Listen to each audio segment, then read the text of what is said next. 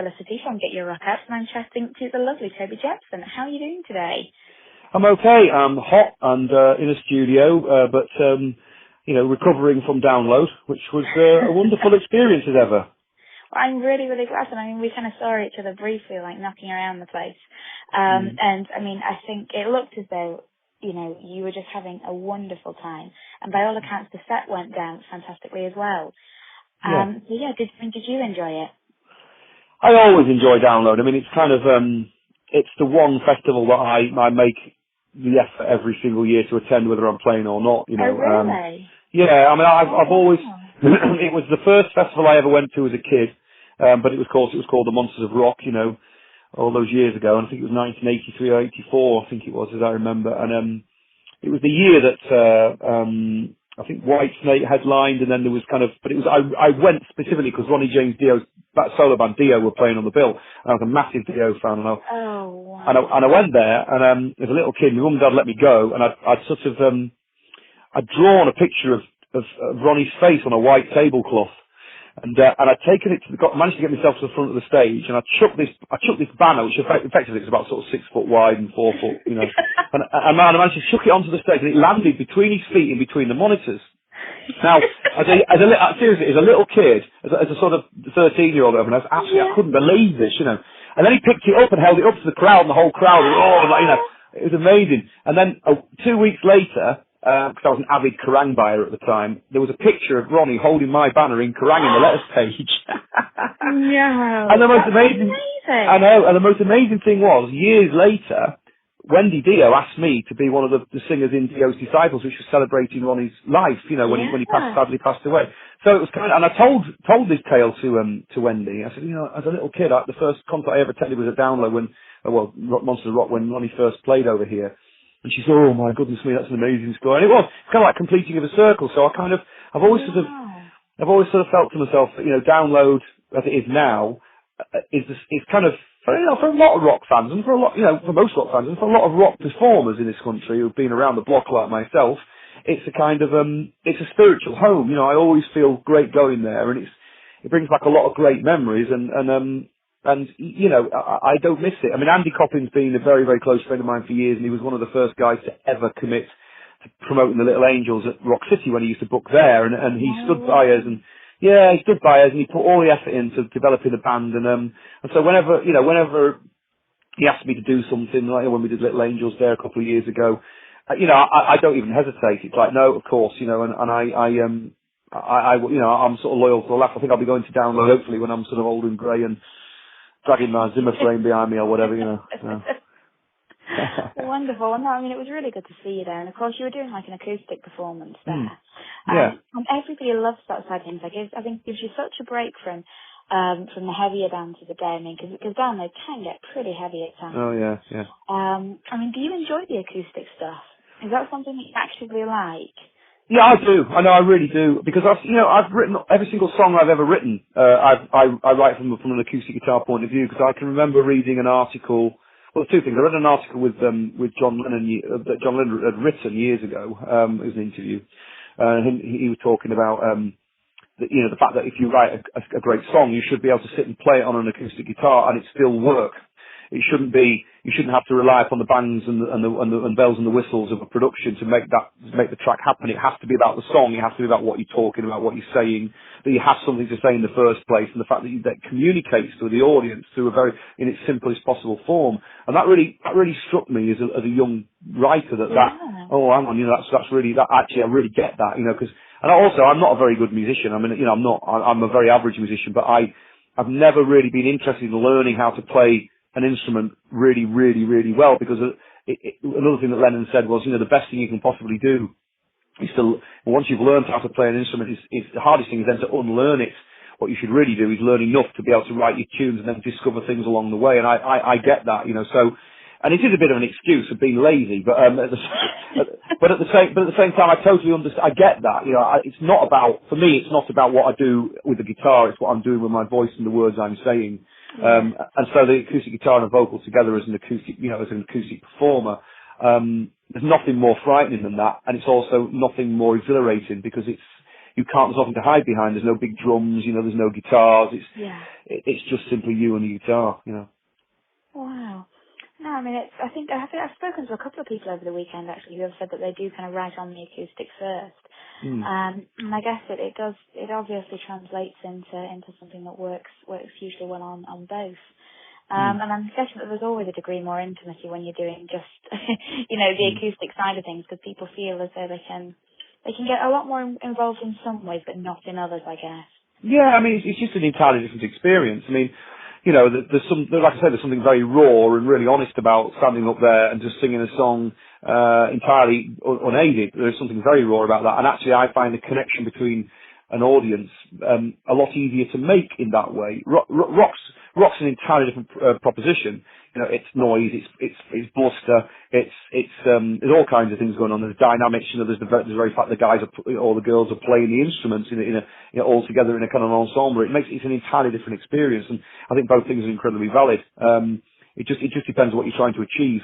You know, for me right now as a performer, I haven't found anything, or I haven't found another bunch of people yet that I connect well enough with that I feel confident about making good rock music with again. You know, and that's just because that's where I am in my head at the moment. You know, it's not to say that won't change. But right now, getting up on a stage with an acoustic guitar at somewhere like Download in front of 2,000, 3,000, 4,000 people, whatever it was, is fantastic. You know, definitely. So, but that's really interesting, because you had the solo mini album out last year. But I mean, if you did find people that you were confident about kind of forming a band with, would that be something that was on the cards for you? I think so. Yeah. I mean, I'm not giving up on it at all. It's just that I just feel I've never had a plan. I've never set out. In 5 years' time I'm going to do this and that, and I'm doing that. I've never had a plan. I get up in the morning and I think, well, what am I doing today? And that's as far as it goes, really. I mean, I kind of plan. Obviously, certain things come into my sort of onto my radar that I get asked to do, and then I plan towards that. But what I mean is, I don't have a sort of a general over sort of arching plan that I have a sort of that I'm working towards. And so I just trust my instincts, and I sort of got when the Little Angels got back together a couple of years ago, and we did Download, and then we did our tour.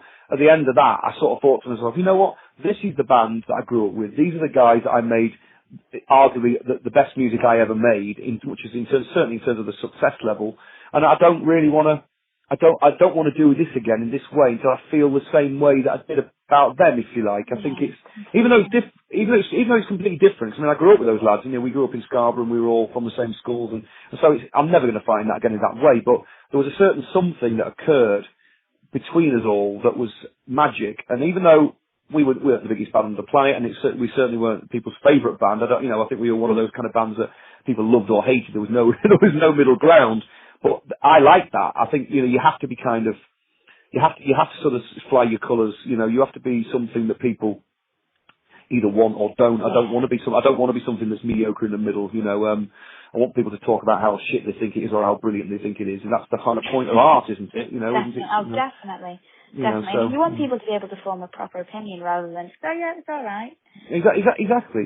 So, I think we divided as well as conquered as many people, and so yes. So I think sort of working forward, I definitely want to make rock records again, and I don't think it's going to be too long before that happens. I just don't know when, and it'll just depend on the circumstances and if I can find sort of like-minded people. But it's so difficult to get a band going these days from a standing start, because the industry has changed so much. It's unrecognisable from when I first joined it, But having said that, because of the age I am now and the amount of people I know and a lot of the people I associate with, it's a different prospect for me rather than a sort of young band coming out of Leeds or something that are completely unknown. So I think it could work. It just depends what it is, No, that makes a lot of sense.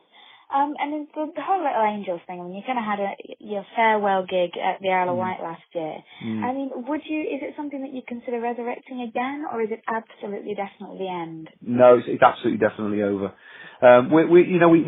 We're all good mates. We all loved our band. We all massively appreciated people turning out again after so many years, 18 years away. And I think what it did was it made us realise how important it was to our fans and how important it was for us not to kick it until it's dead. What we wanted to do is Yeah. we wanted to just have one great blast and let people remember how good that time was back in when we were all young people. Because the thing is, the Little Angels, we were a band of the moment. We weren't one of those bands, I don't think, that kind of had, we didn't continue to make records. We didn't continue to evolve. We weren't sort of still making records. Say like someone like Thunder did. I mean, Thunder kind of in many ways did it completely right. They went away for a little while. They came back, made more records, went away for a little while, made some more records when they came out, and so they continually evolved. They became different people. We didn't. We stopped, and then there was nothing. So we did talk about making a record, but I turned around to the rest of the guys and said, look, if we can't make something that beats the Jam album, which was a #1 record, sold a lot of records, if we can't do something creatively that beats that can somehow be us as 40-year-old blokes, I don't want to do it, and because it would just ruin the memory for me, so we all just sort of decided that we all felt that, so we just decided that no, that's it, we've done it. We don't want to be one of those bands that kind of just keeps coming back every now and again, and we just don't want to do that, No, I think that makes a lot of sense. At least people can look back with fond memories, not thinking, we've had enough of these guys. Exactly. I'm not sure if people would, but at the same time, there are so many bands out there that have kind of pushed it to death a little bit. I agree. And brought out things that are substandard. I read something that Robert Plant had said recently about Led Zeppelin, all this debate about Led Zeppelin getting back together, and he said, I'm 65 years old, whatever he is, I'm not that guy. I'm not that guy that was in Led Zeppelin anymore. I'm not, and I totally get that. I think that's a very smart thing for Robert to say. You can't just keep thinking, because you have to be the person you are in that moment, and if that moment has gone, you can't recapture it. I'm pretty certain that the guys from Led Zeppelin, including Jason Bonham, got together for that Royal Albert Hall show as a way of celebrating one of their past, poor old John Bonham's death, and all the rest of it. So that was a kind of celebration. That wasn't something that was ever going to tip off the whole resurgence, and I think that's a very smart move. Fantastic. And you're currently in the studio at the moment. What are you doing there? Well, I'm never out of the bloody studio, but well, because currently me and James, I wrote and co-wrote and produced the Toseland record, and we're starting to write album number 2. We started literally yesterday. We're just kicking some ideas around, and so far so good. Going very well. Fantastic. Well, that's really exciting indeed. No, that will be one to look forward to. And what else are you involved in at the moment, kind of project-wise? Because your name kind of pops up everywhere for various different things. What's your main focus at the moment? Well, I've got a couple of things. I mean, when I got back into the business a few years in 2007, I've been away. I'd kind of been touring a little bit, and I'd spent quite a bit of time out of the music business, and when I got back in, I did it very, very quietly and did sort of just some solo touring, did a little bit of recording. It was only for my own sake. I didn't really expect it to ever be any great shakes, just to get my sort of gig legs back, really. And eventually, when I got fully back in 2007, and I started getting myself involved with other people, I sort of thought to myself, I don't just want to corner myself and just be Toby Jepson rock singer. I want to do other things, and so that led on to production, and it led on to sort of co-writing with other people, and it's now led on to, I co-managed James, in the band Toseland with another guy, and so there's a number of things I do. I mean, I spend a lot of my time working on the James's project, because that's obviously a global thing. We're expanding that across the globe, with various companies and etc. So we're doing that. But I'm currently working with a number of bands. I'm working with a band called 4 Wheel Drive, which are a London-based rock band, and fantastic bunch of just sort of cool rockers who, make a fantastic racket. And I'm sort of co-writing a bit with them, but mainly producing those guys. I found a great band from Leeds called the Trees and Kings, who are an alt rock band, they're kind of somewhere between Radiohead meets Black Sabbath. And so we're sort of working on that together. I'm not co-writing with that, I'm producing that. I'm producing a couple of other things. I'm working with a young girl singer. I mean, what I do is I just kind of, anything that makes me excited and I get offered, or I find something, then I try to put a plan together where we can work together, and we can sort of just see where it goes. And to me, creativity is a bit that's important, and that's it, really, So. Definitely. Well, I mean, it sounds as though there's so much going on.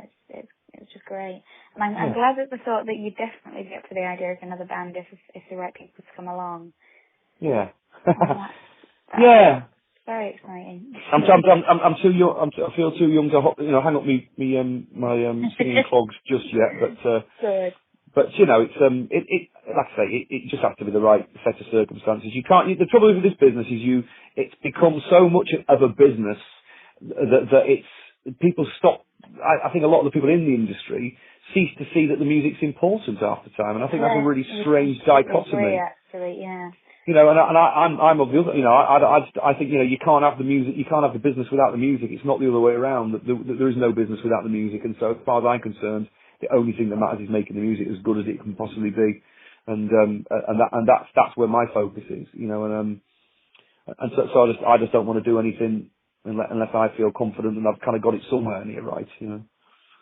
Brilliant. No, I think you're exactly right about that. Actually, it's good. It seems to all be about who can play the game the best and not who's producing the best music. And I'm sure that there's always been a degree of that, but it does seem to be getting more and more and more that way inclined. Yeah, it is. It is.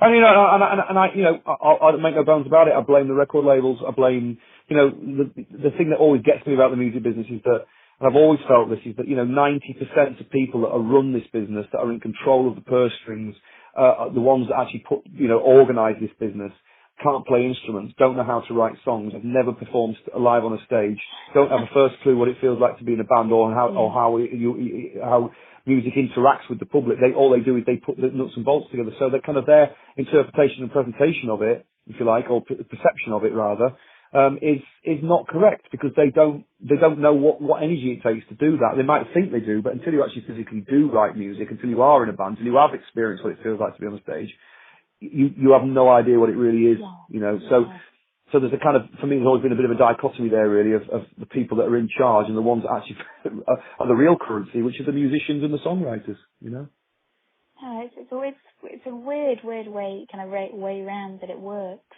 And I think that everything's just changing so fast at the moment that people don't really know what to make of it.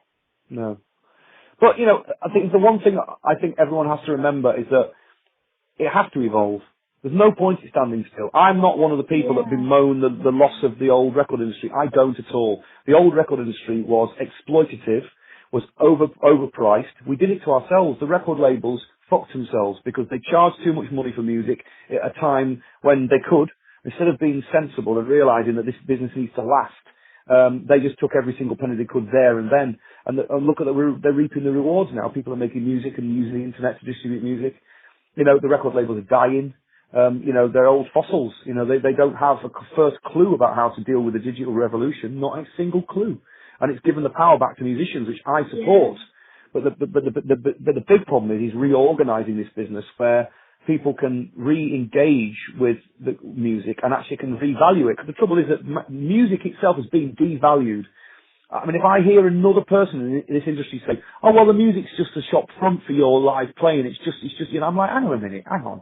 What do you mean it's just a shop front? It's the only thing that matters. No. The music's the only thing that matters. If you don't have that, if you have crap music, it doesn't matter how great your website is or how good the clothes are the band wears, no one's going to be into it. Yeah.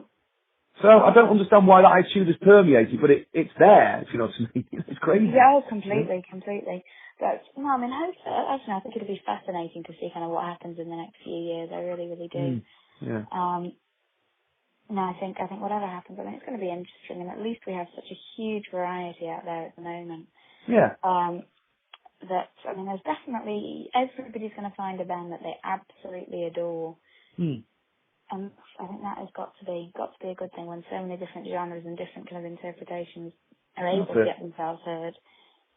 Exactly. Yeah. And I think the thing is as well is that the cream still does rise to the top. I've always believed that. I don't, back in my day when I was a young kid playing in a rock and roll band in Scarborough, we'd pick up Kerrang every 2 weeks. Then it was only, that's when it came out. And we would look through and we might see one, maybe two new bands name. If you pick up Kerrang this day and age, or you pick up classic rock, or you look on the internet, there's 200 bands a week.